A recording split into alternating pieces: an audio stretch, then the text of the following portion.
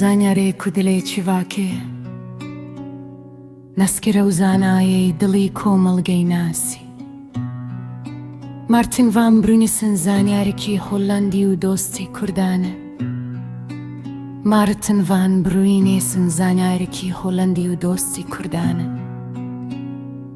ئێو دی ساڵن هەفتی دەهات کوردستانێ و لە گوندان گەڕیا.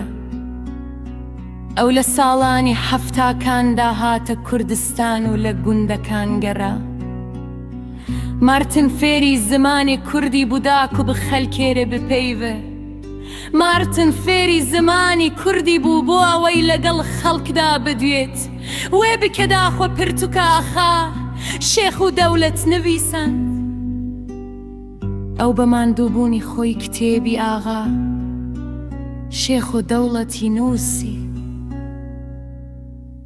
ئەو پشپۆرەکی مزن لەسەر دیرۆک و دینên کەڤنارên کوردان. ئەو شارەزایەکی گەورەیە لەسەر مێژ و ئاینە کۆنەکانی کورد.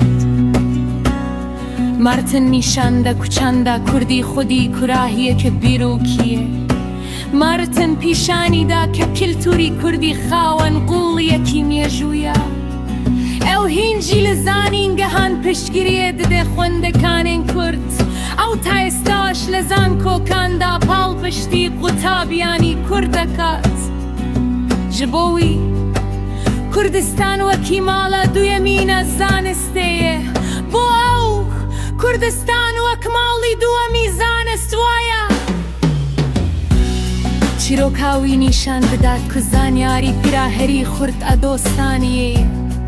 Çîrokekey pîşanî dedat ke zanyarî bihêztirîn pirdî dostayetiye. Werin mîna Martin bi baldarî li çend û zimanê xwe binêrin. Werin bawek Martin bi wirdî seyrî kultûr û zemanekeman bikeyn.